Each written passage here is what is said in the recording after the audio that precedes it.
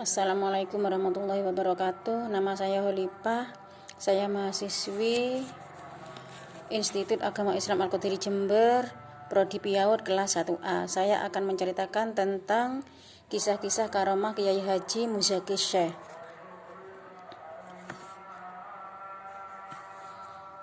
Dalam kesehariannya, kehidupan Kiai Ahmad Muzaki Syekh sangat bersahaja. Dia tidak pernah menonjolkan dirinya dalam situasi apapun. Sebagai pengamat ajaran terdekat Al-Qadiriyah, Kiai Haji Muzaki mendapat anugerah Allah berupa karomah. Dengan karomahnya berapa kali ia membantu orang atau melawan kebatilan yang bagi orang awam tentu tidak masuk akal. Penulis merangkum beberapa kejadian supranatural yang pernah terjadi. Kisah-kisah karomah yang meliputi Kiai Muzaki. 1. Truk kehabisan solar.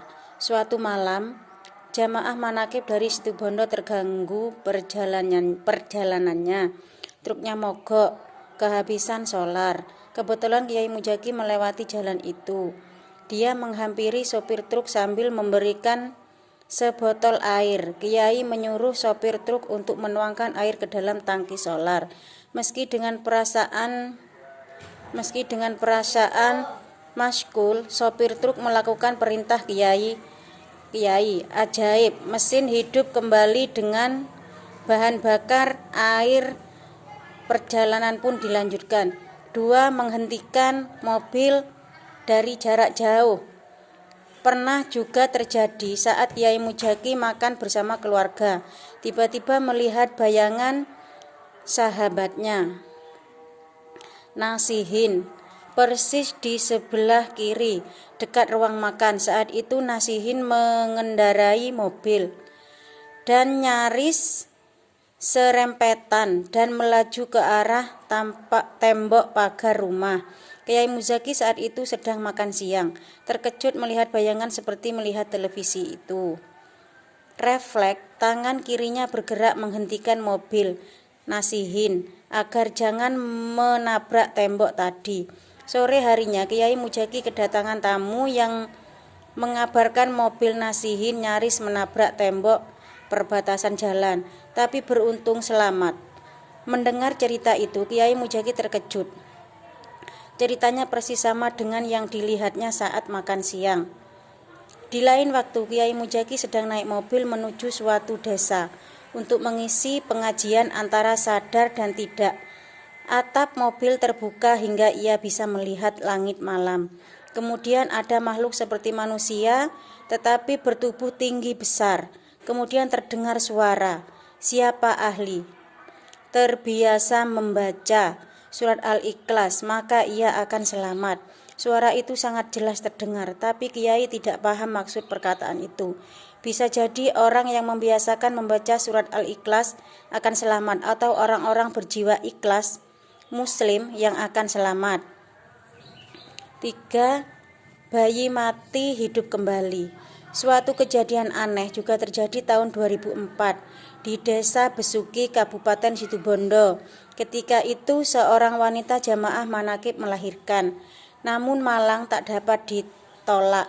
Bayi yang dilahirkan meninggal dunia.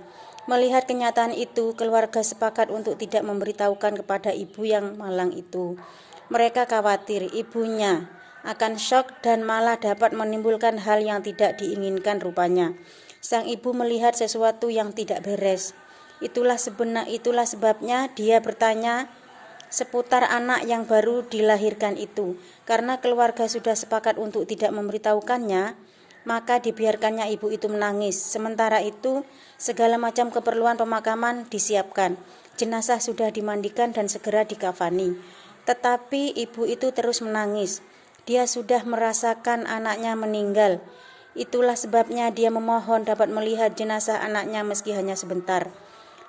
"Mana anakku?" tanya. "Mau gendong sebentar saja. Saya mau lihat wajahnya."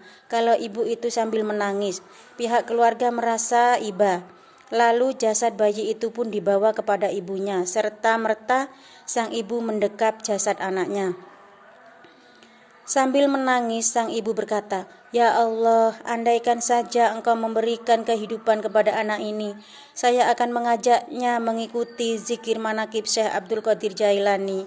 Subhanallah, tiba-tiba saja mayat bayi itu bergerak dan menangis. Seketika para pelayat yang memenuhi rumah bertabir memuji kebesaran Tuhan. Sekarang bayi tersebut sudah berusia 4 tahun dan dalam keadaan sehat. 4. Bekas air wudhu jadi sumber mata air. Masih di Situbondo, tepatnya di desa Jemberan. Di desa itu tidak ada sumber air untuk mendapatkan air.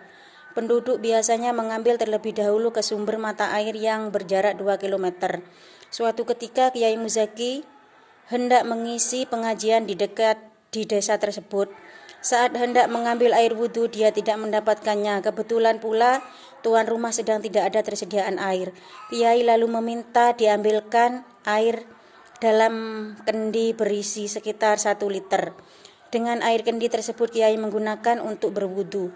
Beberapa waktu kemudian tumpahan air bekas wudu itu menjadi mata air. Kemudian penduduk setempat menggalinya untuk dibuatnya sebuah sumur. Sumur itu diberi nama Sumur Barokah.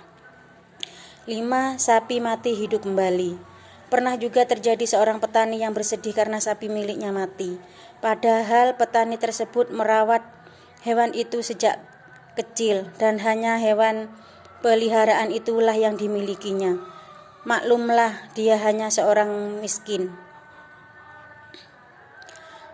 Petani itu biasa mengikuti zikir manakib bersama anak dan istrinya.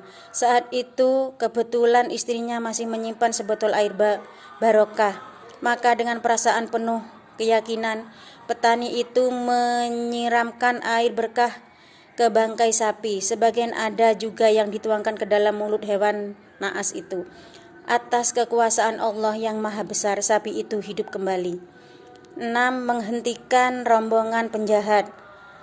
Senin malam 17 Mei 1999 ketika Kiai Haji Muzaki dan rombongan dihadang sekitar 30 orang bersenjata tajam dan perjalanan menghadiri pengajian ke desa Cerme, Probolinggo. Dengan tenang ia membuka sorban dan diletakkan di kaca depan. Subhanallah, para penghadang itu tidak bergerak sama sekali. 8. Sembuh dari kebutaan. Dalam pengajian di desa Tegal Cuet, Sumber Baru, Kecamatan Tegal Siwalan, Probolinggo, Selasa 22 Juli 2003, Kiai Haji Muzaki menyembuhkan seorang laki-laki bernama Bawasen, 41 tahun, yang menderita buta selama 11 tahun.